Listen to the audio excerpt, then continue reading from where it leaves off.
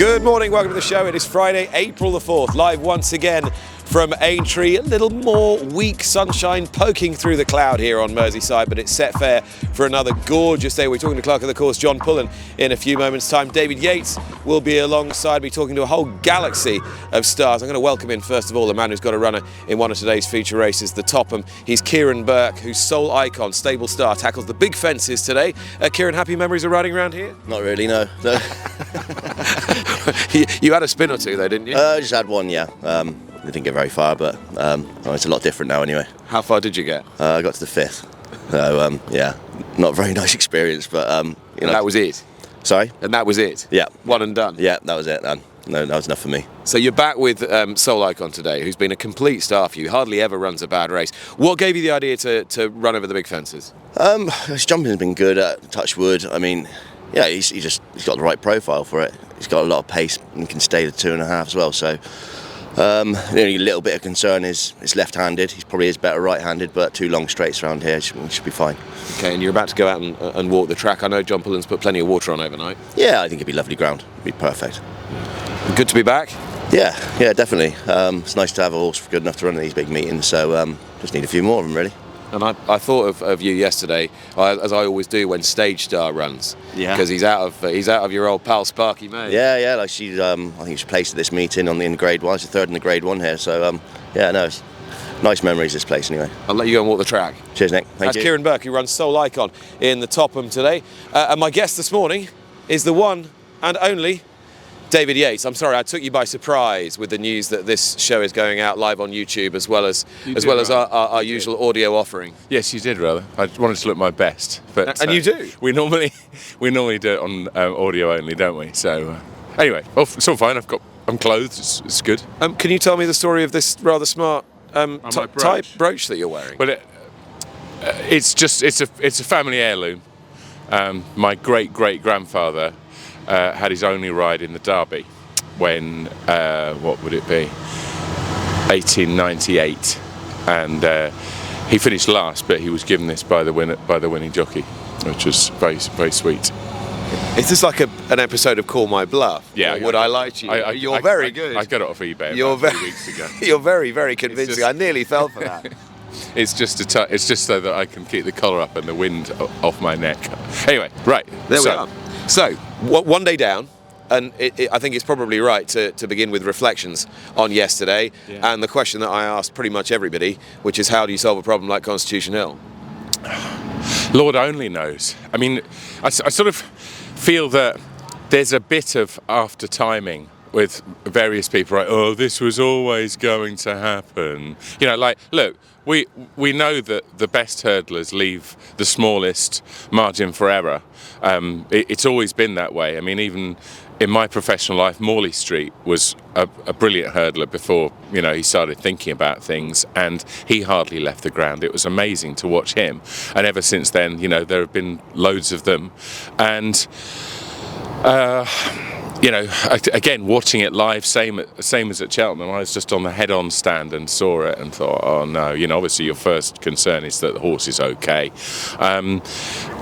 Nicky Henderson's, it was quite interesting talking, and I know you did and I did too, that the build-up to yesterday, what have you done? There were lots of people in the media saying, oh, a vigorous schooling session is what's needed, from all the... Well, that's what he got, apparently. All the champion hurdles that I've trained over the years. And that's what he said. Yes, that's what we've done. We've given him lots of schooling, rather than he could easily have said, yeah, that's nonsense. What you do is this, and he's given the horse vigorous schooling, and that happened again yesterday.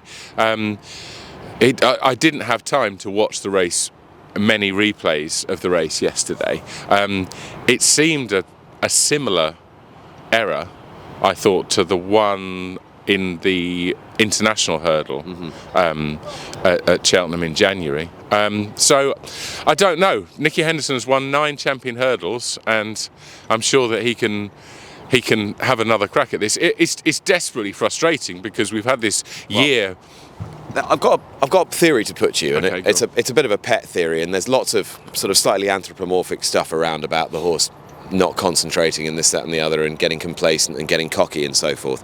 But people often say horses aren't machines. Well, the truth of it is they actually are machines. That's exactly what they are. And my take on it is that this machine is just not operating quite as effectively as the machine used to operate, either in the way that he gallops or jumps. Now, I'm not saying he wouldn't have won yesterday and wouldn't have won by a fair way. He might well have done. That's not the point. But when he was at his very best, when he was at his peak 2-3 years ago, he was completely metronomic. That just wouldn't have happened. Yeah. And for me, there is something in the machine that is not working as effectively. Whatever it is, I've got no idea what it is that stops him being able to, when he does go long and low, that stops him being able to get the elevation that is required to get over the hurdle as he used to be able to do. And so whatever it is that is powering the machine is not working as effectively as it used to. And I don't think it's got anything to do with the way he was ridden or anything like that. Yeah, I agree with that. I'm sorry, I thought you were going to offer us a bit more of a detailed solution. Sorry, I thought the machine at 9. So what I'm machine at 9 isn't quite working as it did at 7. No, so what I'm saying is, I think there when you get it to is your mid 50s, you'll probably experience the same thing in a yeah, I'm sure. sense.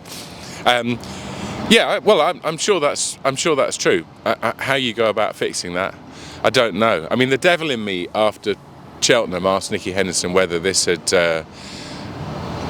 influenced an idea about a belated novice chase or chasing, But he said at the time no, and I'd be doubtful that that's changed as a result of what happened yesterday. But it was desperately frustrating, wasn't it? I think this was more a home game for Lossiemouth because of the trip, essentially. But as Willie Mullins observed afterwards, we never got to find out. No, we didn't. And we ought to talk about Mullins' 4-timer. Bang, bang, bang, bang in the Grade 1s. Any anxious moments for Skelton now or not really? Well, 2-11 now to take the championship. Well, I mean, my maths, I think it was 1.36 million, I think, yesterday.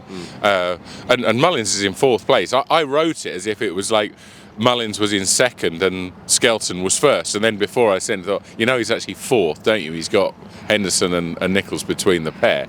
I think it would be, if Mullins won the National, it's game on, isn't it? It's now. He knocked he's got to win and probably have a place horse or two, and then win the Scottish National and everything else. I think it's one of those, isn't it? It's not impossible. I'd have a bit of I'd have had a quiet night last night if I was Dan. I don't mean quiet in terms of You'd have been feeling a little subdued. I'd have been a bit pensive. I'd have been sort of like could have done without that today. Like we filled 2nd in 2 of the Group 1s, in the grade 1s, and guess who won them?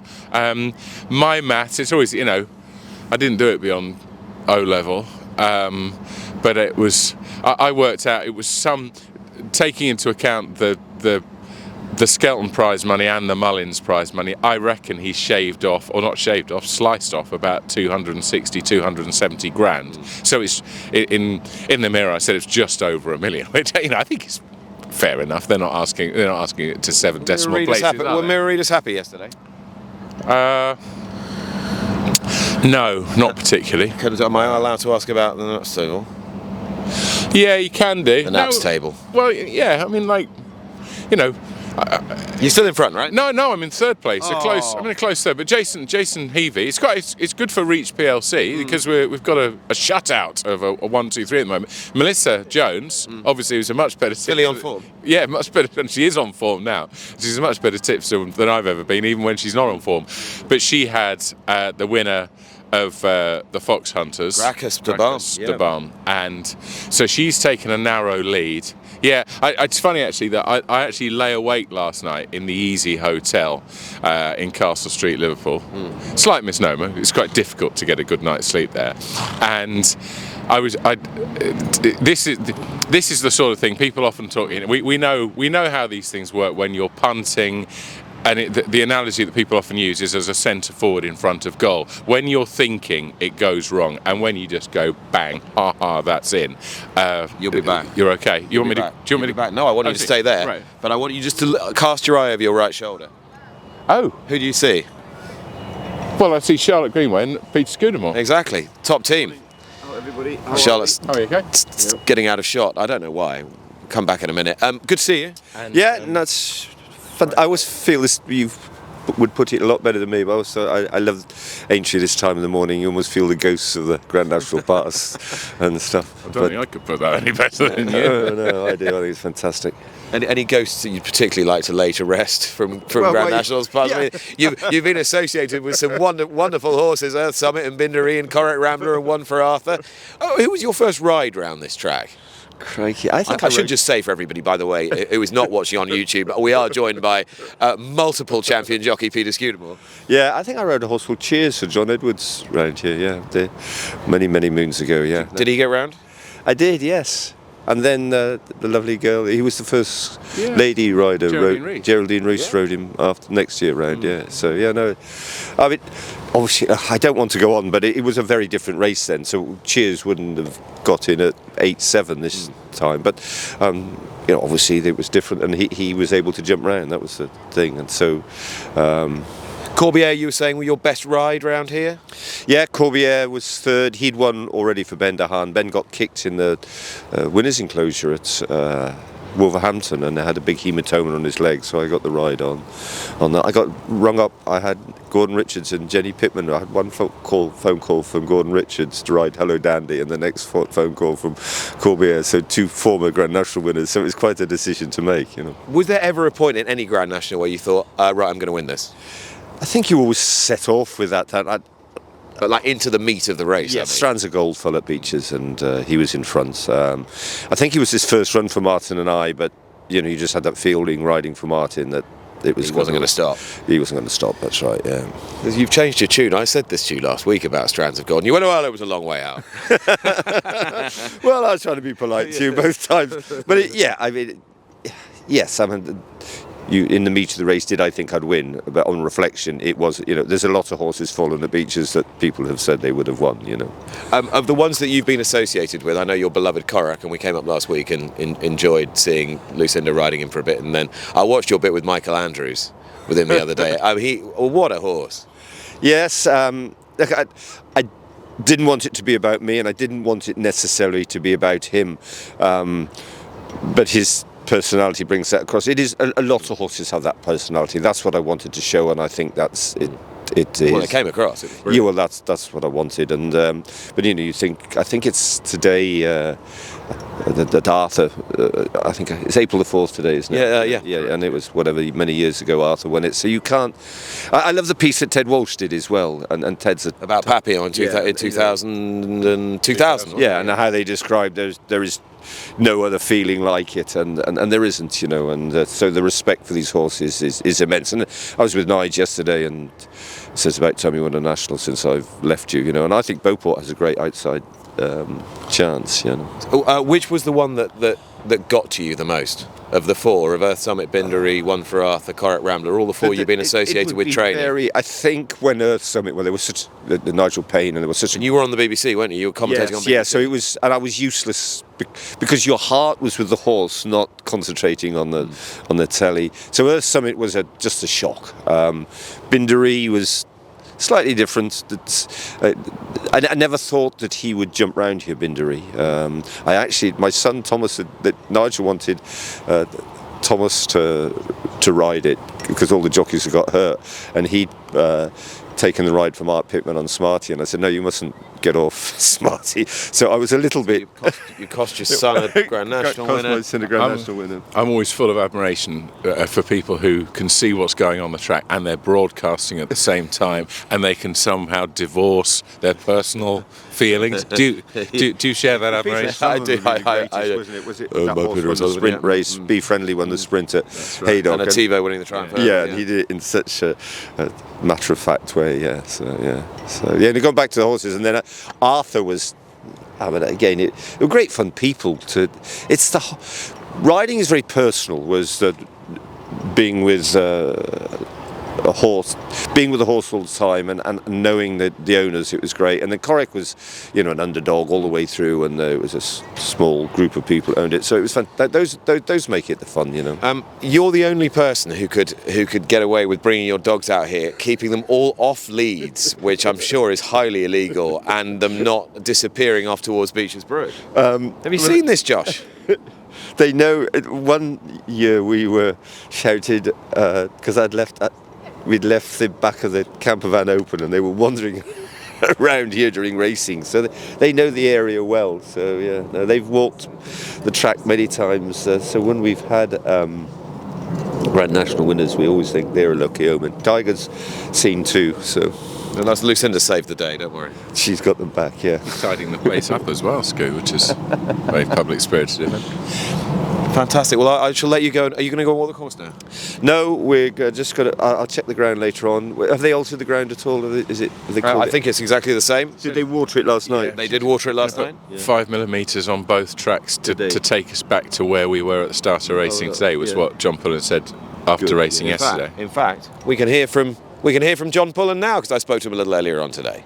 John, it looks as though you've had to put plenty of water on overnight. We certainly have. As you mentioned there, bright conditions yesterday, and a strong breeze throughout the day that continued right through to the night really. So we started watering straight after the last race yesterday, continued through the night into the early hours, and we've managed to put on sort of 5 to 6 mil everywhere, which is a huge effort from the team, and really grateful to them to get us into this position today. So you put just as much on the mile-made course as you have on the national course? We have, yes. Yeah, we're conscious that the mile-made can dry a little bit quicker than the national course. National course stood up really well yesterday, but wanted to get the same amount on. Yeah, you only had a couple of ground-related non-runners yesterday.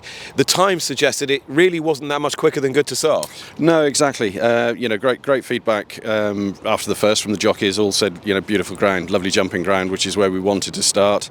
Comments were during the afternoon that it did start to quicken up as we expected with the temperatures and the wind, but still ended the day in a reasonable position, and hopefully we're back to where we started yesterday. All right, John, thanks so much. Thanks very much, Nick. All right, so they're all out now here at Aintree. The stars are arriving. You can just see in the background there Laura Scott from BBC News interviewing Shark Hanlon. Hewick's just having a little potter out on the track. We'll catch him in a moment. Danny Mullins is here. Rise Meeting the Waters in the Grand National. You chose him in the end? Yeah, I think so. Ground is different. He's got a low weight. I thought, soft ground last year looking like a winner over the second last. Stack the odds, maybe I'm wrong. And are you going to ride him chilly this year? I haven't really spoke to Willie about tactics yet, but I suppose a rhythm of jumping is the main thing, and we want a bit of petrol in the tank later on as well. And he is a traveller, isn't he, this horse? He must be a nice ride. Yeah, he's actually not that big for making into a national type, but he jumps so well that he fits the bill for it. And yeah, it's just I think on this ground they'll go a stride quicker, which will give him a chance to maybe just run with the revs a bit lower through the race this year. Minella Cocooner has been quite a good friend to you in the past. However, was he a hard horse to get off? Very much so. I suppose winning the Bet 365 last year, he proved stamina there, but has maybe the £9 extra that he's carrying is, he's been penalised fairly hard for that. So I think he definitely has a chance of winning the race as well, and I could well be looking up at him crossing the line. I've given Johnny Burke all the information, and no better man to guide him around as well. So, he's been a good horse to me, and I'd wish all connections the best as well with him. But in terms of feel, the two horses, do you sort of feel that Meeting of the Waters just has that little bit more in him, that little more sort of raw talent?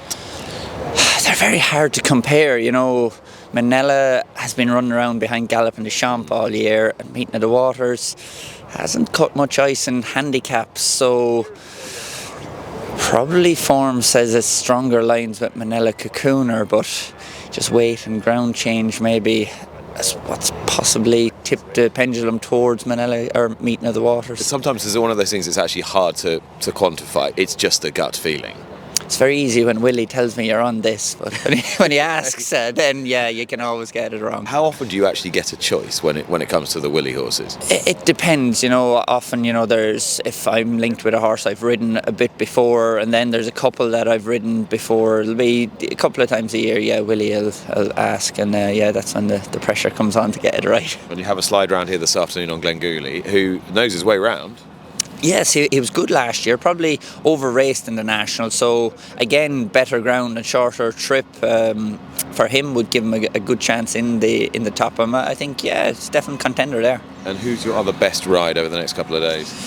I suppose the two over the national fences are the ones, of the novice hurdles as well, which were disappointing in Cheltenham, but well below par in Cheltenham, which might say they didn't have as hard a race there, which maybe they're each way bets in the novice hurdles, but the national two are the ones that probably have the obvious chances. I bet there was a pretty good feeling in the camp yesterday, wasn't there? There was, and all the chat is there about the championship, and realistically it's still impossible, but the game is built on dreams, isn't it?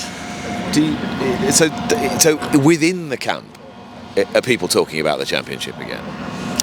Not really. It's a case of trying to win all the races and see where you end up. But, Willie won all the high-profile races in Cheltenham last year and was still very difficult to do it. So with even plenty of winners in Cheltenham, but just not getting a few of the big races, I think still makes it impossible to do. An old Gaelic warrior yesterday. I mean, every Tom, Dick and Harry seemed to know that was going to happen by the time it actually did happen. Yeah, I suppose clever bit of training from Willie again. Avoided Cheltenham when he didn't show the sparkle before there, and Patrick was good in him, just rode him cold and landed into the race late on to scoop it. Was he still looking for you to have a few words after the race? I was looking for somebody when he crossed the line. I mean, I'd say he was talking to somebody in the grandstand. he was happy enough.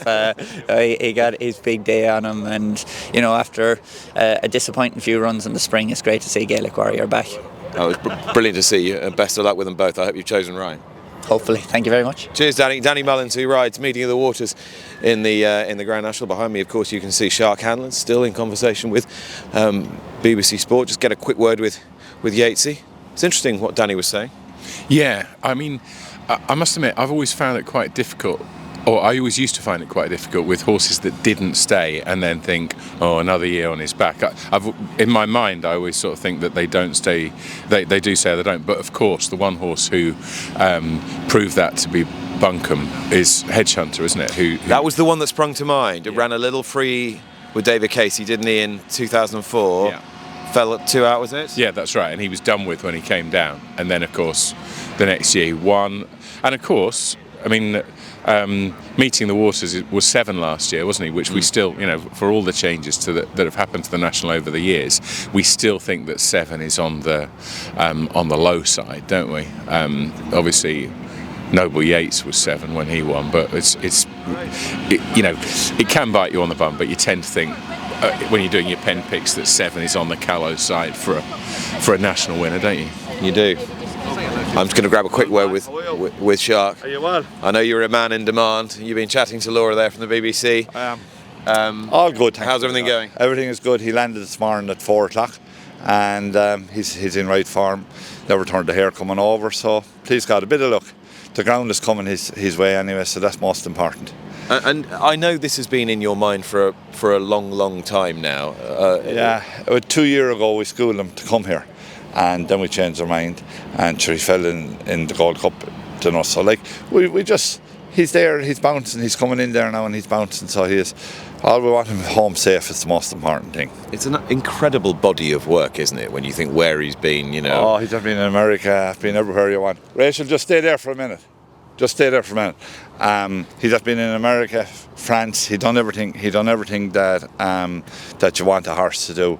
Like, he was unlucky in the French Champion Hurdle. I suppose he has a bit of class to horse. A lot of the horses, like, he's a plugger, ain't he? I thought he was very good the last day in Thurles. Paddy was good on him, but I thought he was very good because he just was sweet the whole way. And he's a lot stronger this year than he was ever before. Just looking at him here, just the horse has just arrived here, 4 o'clock this morning. What is it now? We're just coming up to 9 o'clock, and he's bouncing. He's so active, isn't he? Such an active horse. Yeah, and he don't usually be there, but he look at him there. He's bouncing. He loves the game, so he does. He absolutely loves the game. Listen, the fences are not what they were years ago, and please God, we have a bit of luck. But actually, if the fences were what they were years ago, you said you wouldn't have run him. Do you not think he would have taken to them? He would have taken to them, but I'd be afraid something would happen. Yeah, he's just too precious. Yeah, He's I too get it. precious. That's to be straight with you. Do you know? But he's a lovely little heart. Look at him there. Now about after he landed, after travelling last night, and he's fresh to be there this morning. How do you see Gavin playing the race? Be hoping to get a nice posse early, get him over the first three, and see what happens then.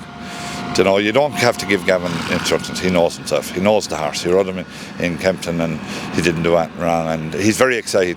I couldn't believe a jockey could be as excited. He rang me on it yesterday and he's so excited about it. We're all excited about it. Was it a tough decision as to who to ride him? Of course it was. It was a very tough decision because the other man has done nothing wrong. Jordan Gainford has nothing done wrong. So, but he'll be back on him again. He'll be back on him again without a doubt. And are you seeing beyond this weekend? I'd like to go back to France. We left. Oh yeah, we left the hurl behind us last year. We were only barely beaten in French champion hurl last year, and I'd love to go back to France. I know you spoke a little bit on the podcast last week about the last few months. How's it been not having a licence? Tough. I suppose this we're looking on forward. It's been tough because I lost my father. Rachel lost her father. The owner of the horse lost his father. So like he's bouncing. He is, that's for sure. So it's been a tough time, but listen, we're looking forward, not behind. All right. Well, it's lovely to see him. And lovely to see you, and fingers crossed that he goes well. I think a lot of people will be rooting for you. Please God. Thank you. All right, Shark Hanlon, who trains Hewick, who will be, I think, one of the more popular winners of the Grand National. What a body of work he's got. David Yates is still with me. Yeah, good. You. Just saying, there is no doubt, whichever way you slice it, that's going to be one of the more popular results. Absolutely, yeah. A remarkable horse. Obviously, the fact that he's small in stature, his CV is incredible. From a personal perspective as well, Shark has talked about his ban, and I thought, I know we discussed it at the time, and I thought for what was negligence, and obviously it was injurious to the good image of horse racing, as we would say in Britain. I don't think they're quite that pompous in Ireland, but I thought that to threaten a career that's been built up over decades through an act because of an act of negligence like that was a disproportionate penalty, and so that will obviously come up if Hewick were to win the national. But that's my two penneth on it anyway, and it would be a wonderful result. It would. Have you formulated in your own mind your 1, 2, 3, 4 in the Grand National? I haven't done the 1, 2, 3, 4 yet. I've done my pin stickers. I'd finished those really on Tuesday, with the likelihood of drying ground. I actually did the top 34, and I think it's the first time in my mirror career. The first national was 2003. Monty's Pass. Yes, that I didn't have to write any additional horses. Positives, the positives that are in my mind. The tip will be Percival Le Gallois. That's I've already sent that in, and it's a weird thing, of course, because the way that the market fluctuates in the days before, obviously there are lots of tipsters around and lots of very good ones and influential ones, and so on Tuesday my thinking was Percival Le Gallois, Minella Cocooner, they're sort of 16s, 20s, 25s, and Intense Raffles. Can you do that again? Sort of 14s, 16s, 20s, 25s. That they're the value against Intense Raffles, who has been, in many people's eyes, the most likely winner of the race, but was about 11-2 or something stupid a month ago. And of course, you look at an odds comparison site, and suddenly the three horses are all 12-1. Yeah. I mean, oh God! I thought Dufflecoat at the bottom of the weights. Stuck in the last one. Yeah, I mean, I know that Gordon Elliott isn't operating at his normal percentage, but I thought that horse was just starting to warm up when he was brought down in the National Hunt Chase, and at 66's 50s, 60s, you know. That, For those who aren't watching on YouTube, that he was a big price. Dave's doing a sort of shoulder shuffle. Thought a couple. I mean, Iroko, I think, is an absurd price for what he hasn't achieved. So it's Percival Le Gallois, Yeah. Minella Cocooner, duffel coat. Yeah. Nearly there with you, first of all. Yeah. I've forgotten a couple. I think I can't have Stumptown.